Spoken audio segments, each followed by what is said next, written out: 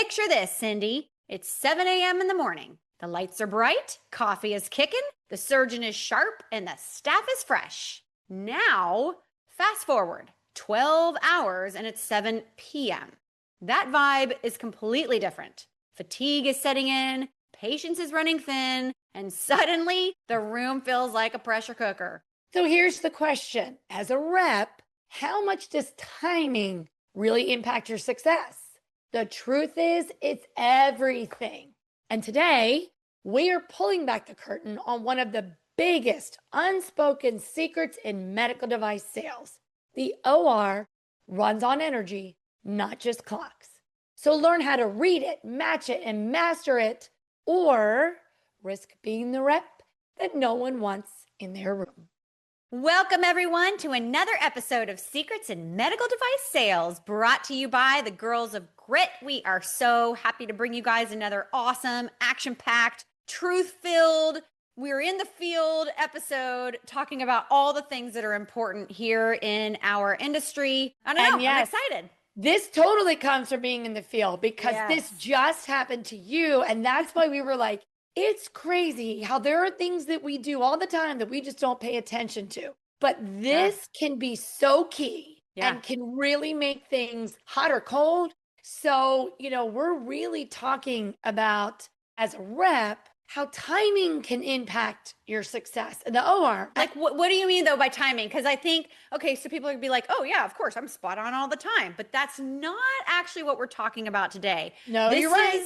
This is more of the actual time of day. Is it 7 a.m. in the morning? Is it 7 p.m. in the evening? Is it 3 a.m. in the morning? All of this is so important. And you know what? You take it for granted when you've been doing this for so long. Like, I know what I'm walking into, Cindy, when I'm walking into the room at 8 a.m. versus what I know I'm walking into at 2 or 3 o'clock in the morning. Like, I know it. So, but I don't know if everybody knows it to the extent that we know it. So it's going to be fun to talk about it today. I know. So you have to let's paint a picture, okay? Because I think it's really going to help that maybe you work in a different division of medical device or you're in sales, but just work with us on this one because this actually can apply to other things as well. You'll kind of catch the gist. Just go with us. All right, let's picture this. Really close your eyes and see it. It's 7 a.m. and you are walking into the OR. You smell the sterility. It's got a cool, chill air. Somebody's got coffee in the back that they're sneaking in. No, but honestly, it's kind of like everybody's getting ready. The lights are bright. The room is buzzing. And it's just, good morning. How are you? And everybody's getting started and it's fresh. Yeah. But let's think about if you're called in later and it's 7 p.m. Those same people have done a 12-hour shift and now the energy's slower. They're a little more tired. Maybe they're hungry. Maybe they're a little bit irritated with a coworker they didn't want to work with that day. So they're very impatient. So it's kind of like you go from morning, bright light, energy, ready to tackle the day, fresh and patient, to tired, hungry, not so fresh, impatient, and just short. Yeah, absolutely. Like a little short-tempered. Honestly, the surgeons are tired. The nurses and techs are tired. Maybe by this point, the ones that you were working with at 7 a.m. are gone. They're gone home. And now you've got team C or D. And we call them that because they're not the normal team that's scrubbing in with your physician. They don't actually know everything that's involved in your procedure, but they're on call, right? Because your case ran late, or maybe you got called back for a later case. And that whole vibe in that room has completely changed. It is not humming like a well-oiled machine anymore. It is not at all. And you said this, and I love this statement, Cindy, that you said this earlier. You said, you know what? It's like the OR runs on energy, not the clock. And that's so true because so many times cases are going on at 12 a.m., at 2 a.m., at 7 p.m., and at 7 a.m. It really doesn't actually matter the time of day. You wouldn't expect as a patient to get any less care if you were coming in at 2 in the morning versus 7 a.m. in the morning, right? So why should we expect that level of care, tenacity, attention span, all the same things that are expected of you as a rep at 7 a.m. should be expected of you at 7 p.m. You don't get to be tired. You don't get to be off. You better be on. It doesn't matter what time of day or night. So I am so glad we're talking about this because Timing really does matter. And again, it's the time of day. And we got to make sure every time you go into an OR, regardless of the clock's time, Yep. 7 a.m., 12 p.m., 12 a.m., 3 a.m., you are always on sharp morning best rep time. Yep. Your time is, I'm here to support you. I'm on my A game, because that's when you're successful. But we thought it was really a good conversation today to kind of talk about the reality of all of us get tired as the day goes on. Mm-hmm. And in many jobs, you don't get a choice to say, well, it's the end of the day, so I'm just going to do half my work and come in not so sharp, because you can't do that in an OR. And even if you're in a different sales job, many times you can't do that either. Yeah. But especially when there's a patient on the table, that's why we thought, let's just really bring to the surface the importance of the energy you bring, no matter what the clock says. Yeah, I love that. And you're right. It's so easy to just assume, like, oh, well, it's 7 o'clock at night. Everything's a little more lax. And the truth is, it is a little more lax, right? Like, it's not, it's so funny. When I walk into my accounts at 7 p.m., they're like, oh, you're good. Just throw on some scrubs. You're fine. At 7 a.m., they're like, where's your rep scrubs? Where's your badge? Where's everything? Right? Because it's like a different staff. They're already tired. They know you've been there all day. They're like, you're fine. You want a cup of coffee? They're in that chill mode. And it's kind of nice, right? It's a little more lax. You can be like, have a little more rapport sometimes with them, talk about the kids, talk about other things, unless it's like an emergency, of course, and then you're running back there. But like, I don't know. I always feel a bit more like cool and calm. It's not the craziness of the morning, but the minute you go in the OR, you actually know that the spotlight is going to be even more on you, because 9 times out of 10, that team that's in there, like I said earlier, we call them the C and D teams. It doesn't mean they're any worse. It just means that they are not your normal team that's working with those physicians in the morning. They don't know the systems. They don't know the instruments the physicians are going to use. They don't know if you're doing endovascular or any type of minimally invasive stuff. They don't know the wires, the catheters, the sheaths, the trocars, the endo instruments, like whatever you're selling, spine, coils in the brain. They don't know all that stuff. That's on you to know where they keep it, where it is in the core, what the sizes are that they're going to need, all the things that you should have anyhow, you should be doing anyhow. But now it's like heightened alert when you walk in the OR when it's a team D or C. And you know what this reminds me of? This reminds me of a holiday. How many of you have had to go in on Christmas Day? My hand is raised if you're not watching us on Right. Yes. YouTube. You go in on Christmas Day and you're like, wait, skeleton crew, what is your name again? And they come in like, I'm pulled from some other division. I don't work here. And they look at you and they say, tell me where this is or how to do this and help support, which sometimes it's kind of fun because you really are part of the team. And any selling that you do in a job, when you can integrate into being part of their team, is always going to benefit you. But we want you to be aware to remember, if it's 7 o'clock at night, think I'm kind of walking into holiday mode right now. Yeah. Not everybody is going to be focused. So I got to drink a whole big thing of water, some caffeine, something to get energized, take care of yourself, because you're walking in when you may need to be on your A++ game to help everybody else that may be out of their comfort zone. So, okay. So is it our turn to reveal the secret? It is our turn to reveal the secret. I'm like, it feels like we need to tell them what our secret is. I feel like I want to ask anybody, can you guess what the secret would be? I could pause. What do you think the secret would be to coming in and following your schedule with your energy versus the clock? Well, Lisa, tell us, what is the secret today? It is adaptability. Woohoo! And I feel like we ask that a lot of everyone out there, to really be adaptable, to read the room, to understand. But it's so true in every situation, especially in medical devices. You have to be able to adapt. You have to know also what's going to, you have to anticipate, right? Like, you're walking into the skeleton crew, the 7 p.m. or the 3 a.m. type room. You have to be able to adapt and rise to the level of where you're going to need to be for your physicians, for the patient, for the staff, for everybody, right? So you got to be super flexible and adaptable and understand what's going on. And that takes a little bit of time and energy. And you learn that over time. I mean, I think the first time you walk into an OR at 7 p.m., you may not expect that. But by the time you've done it 3 or 4 times, you're like, oh, now I get it. This is exactly what I need to be doing, right? And I think I'm going to take adaptability a step further because I'm going to break down our secrets specifically to communication. So if you're in an OR in the morning and that's your opportunity, everybody's fresh, crisp after they've sipped their coffee in the back room. But this is a good time to educate. This is a good time to build rapport with them. People are light and they're in the morning. This is a stereotypical comment, but I will say it's very common. You are more likely to educate, to be able to absorb more information in the morning. This is true. Good point, Cindy. I didn't think about that, but you're right. You are. You're just more awake, right? I mean, that's kind of an accepted time to be learning more.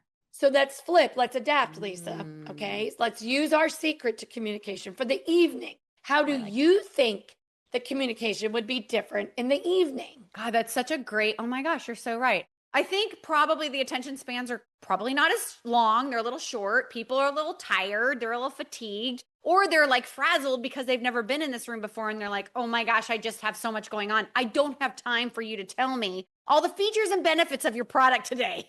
I need you to tell me how it works, how I prep it, and how I put it in the patient. That's pretty much all I need to know. You keep things short. You're clear, you're concise. You say the necessary information that gets the job done. Obviously, don't skip anything. But I don't think you need to be like, I'm going to tell you everything now about my product, because they don't have the time to hear it, nor do they have the attention span to hear it. And that is such a good point. I'm so glad you asked that. Yep. All the extra information can wait till the morning talk. Morning talks are more, evening talks are less. That's so perfect. I love that. Okay, I think another area of adaptability is really, you kind of touched on this, but I want to make this an actual point. And this is your case support strategy. Now, if you're one of the high performers that listen to us all the time, we really push for strategy. We talk about never winging this. You want to be present. You want to think, what are you supposed to do? In your head, you need to be planning on what you need to do. But today, this episode is taking it a step further because we're asking you to prepare for an evening case, holiday mode. So what you need to do is be very streamlined, be very focused, and you want to make sure that you don't fumble. I mean, if you're in orthopedics, and I know they have so many instruments on their trays, don't fumble with your trays. Open it clearly. Don't make a lot of noise. Well, actually, you're not touching this, but hand what you need to. And also, like we just said before, no long explanations. Short words, be prepared, know whatever device it is you're working at, be very on point. I say this because I feel that sometimes, this is all part of strategy, but sometimes in the morning, maybe you have 3 options you're going to do and you want to present all 3. Here's where we're going to focus on 1, and we wouldn't do the least amount of work, the least amount of adjusting, or just keep everything simple and precise.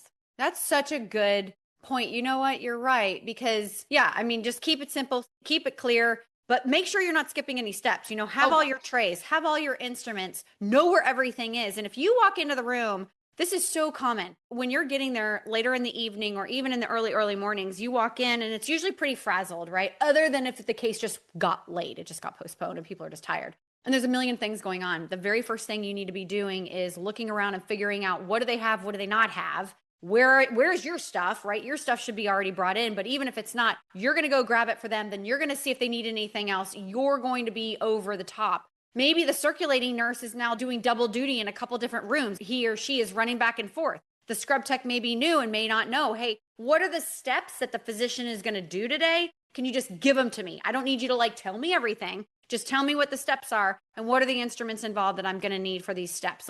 Those kind of things they may actually ask you. So you need to be on point, but be clear and concise. And I think that kind of leads us into the next thing, which I want, which I was talking about, which is reading the room, Cindy. Oh, so well said. Say that again. Say it louder. Yes. Read the room. Yes. And I mean, from every standpoint, not just who's in the room. Oh, it's Sandra, and Sandra usually works in the neuro room and we're doing a heart case.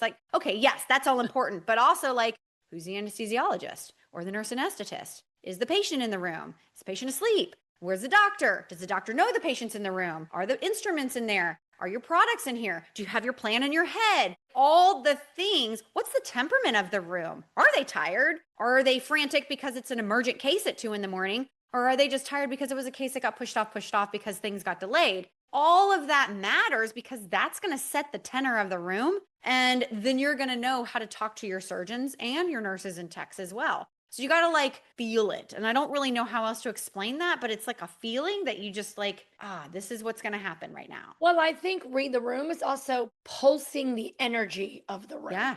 You can feel that pulse because, okay, maybe a good example to visualize is a frantic room where people are moving faster. I remember when I first started in a job, this was years ago, and I was training with my trainer, and I'll never forget this. He was talking about somebody else that he trained. And he said, I used to have to tell the guy, I want to put rocks in your shoes because you would zip on one side of the room, zip to the other, and you'd zip forth and you'd zip back. And he was like, the energy you would feel of just zip, zip, zip, zip. Like, we don't need Roadrunner in there. Sometimes you just want to slide through and just, what's the word? Slink. Like I like slink that. to the one side Yeah. of the room where nobody even notices you're there. You're just where you need to be quietly and poof, you're there. Poof, And you're then you there. quietly slip back. And I think Not a lot of talky. I was just going to say, Terry, the Ugh. best part of feeling the energy is sometimes understanding how absolutely golden silence is. Silence. 100%. Like nobody needs you in their ear all the time, any time of day. It doesn't matter if it's 7 in the morning or 7 at night or 3 in the morning. It doesn't matter. No talky. Be specific, be precise, be on point. But like you were saying, I mean, if it is a frantic room, yes, no, here it is. Yes. Do this, don't do that. Boom, boom, boom. Red, white, Yep. blue. Like it's not, oh, well, there's shades of purple and green. And no, nobody cares about that right now. We just need to get in, get the case done, and get out safely. Right. So I love that. You're right. Silence is so And golden. physically be still. Yes. If they're running around, I if like you that. start moving too much, all you do is add to this. So you're there to support and you're there to help make it more even keel. Because I think that that really is important. I mean, so the adaptability that we just said can really be broken down into communication, your strategy to support the room, and really, really knowing how to read the room, not only just by sight, but by feel. And when you start to put yourself in that position of a high performer, you know how to feel things. And I'm going to be honest with you, this can go for a boardroom meeting. I know we're talking about the OR because Oh my gosh, yeah. Think about a boardroom meeting. You can read the room and you can feel the room. And it's amazing what your physical presence and verbal presence can contribute to that conversation. Well, and here's the deal. You're a high performer, at least you're striving to be one. That means you're on point all the time. No matter if you're arriving to a boardroom at 7 o'clock at night that you're going to peruse over, a presentation that you're working with the head of the company on or whatever it is that you're doing, or you're walking into a room with your surgeon and he's called you over your competitor. It really doesn't matter. You need to be on top of everything, no matter what time of day it is, no matter what the clock says, because work is work. It doesn't stop after 5 p.m. People don't just check out. And if they do, they're not in the medical device world and they're not in a lot of these high tense industry worlds that we work in. So I'm so glad you said that. I think this is so important. And I think a lot of what we talked about is important. So one of the things that you and I were saying is, maybe because I don't remember being a new rep anymore, Cindy, like it's been so long since I've been a new rep. So it kind of comes, like I was saying, you just forget about it. Like you just assume everybody knows about this, but maybe you and I should just talk about a couple things really quickly for those newer reps. And I mean, 5+ years or 5 years or less, maybe in the field, or maybe you've jumped to a couple different companies. You did, I don't know, something that didn't ever have you on call and now you are on call. So it's a totally different world, but I think it's important. So, one of the things that we always talk about is if you're not early, you're late. Always be early. I don't care if the case goes at 3 a.m. Get there at 1. Sit in the lounge and wait. Like get all your stuff in the room. Wait till give them your number to call. Be close by the OR, but say, okay, I'm going to sit out here. Give me a shout when we're 30 minutes out. And if they don't call you, then go back in there and make sure that you're early and that you're checking on the status of the room. Things can tend to move a little slower unless it's like a true emergency and they've called you in and you're like flying in by the seat of your pants. But sometimes they'll be like, yeah, we think it's going to go at 7 and it goes at 9 o'clock at night. You got to be patient. Number one, you got to be patient, but you should be there. You don't get there when they're like, oh, well, maybe it'll be 9. Oh, no.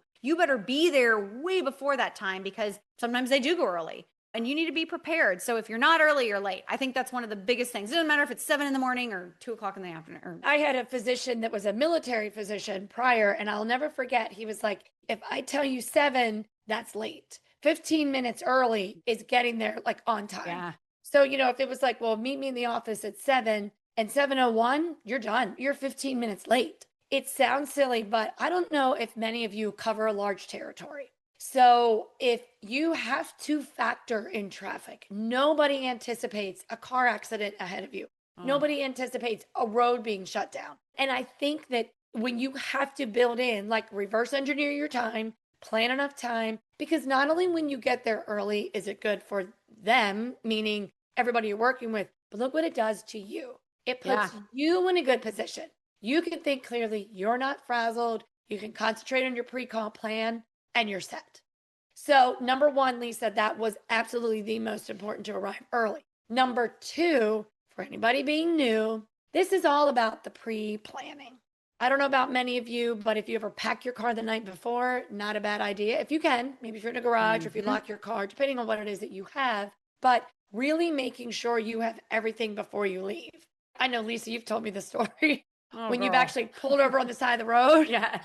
Look in the back of your trunk. Wait a minute. Yes. Do I have that?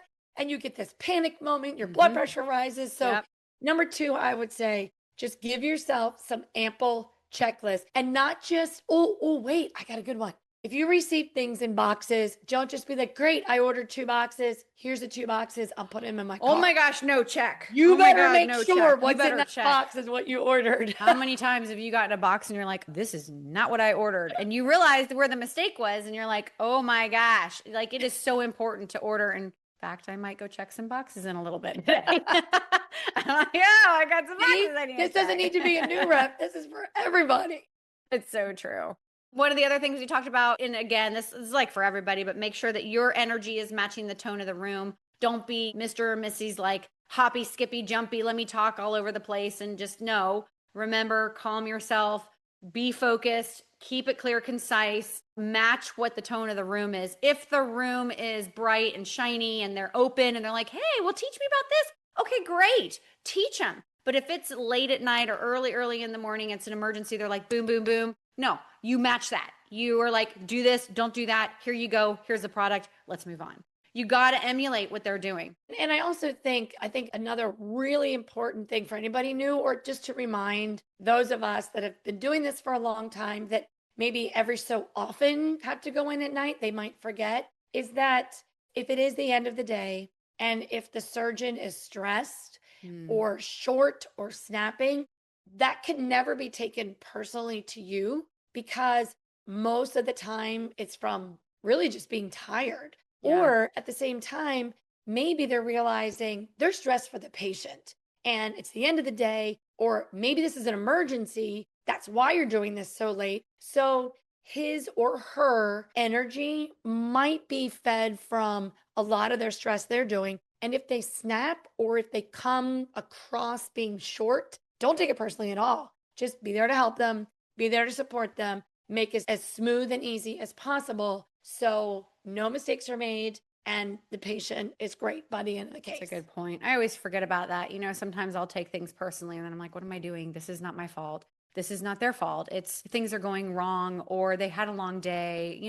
This is medicine. Things don't always go as planned and they're under a lot of stress. I mean, you're right, Cindy. That's so important not to take things so personally and just be there, be the professional, be their trustworthy partner in everything. Let them lean on you. Let them air it out a little bit. It actually may help the situation, may help your partnership with them, but always be the professional. Don't ever take it and snap back or talk to them in a different way because you got your feelings hurt. This job is like, you got to let all that go out the window. You just have to have a thicker shell for many things. I love this episode today. I'm so glad we talked about this. I mean, it's weird because it happened to me not that long ago and we were talking about different thoughts. And I'm like, I think it's really important that we talk about the difference between a 3 a.m. call versus a 7 a.m. call. I mean, it's just a totally different world out there. And again, we don't run on the clocks. We run on energy. We run on what's happening in the OR. And it does not matter what time of day. Because you know what's weird? It's still bright in the OR. It doesn't matter if it's dark outside. There's fluorescent lights. Really bright in the OR and there's no windows. So you don't get to know what time of day it is. It's all the same. So if you think about it that way, it should never change when you walk into that OR, if it's at 7 a.m. or if it's at 3 a.m.